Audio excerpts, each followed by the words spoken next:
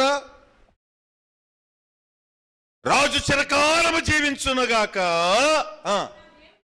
చూడండి అక్కడ అంటాడు, నేను నా దేవుని దృష్టికి నిర్దోషినిగా కనబడితిని గనుక ఆయన తన దూతను పంపి సింహములు నాకు హాని చేయకుండా వాటి నోళ్ళు మూయించెను. హల్లెలూయా.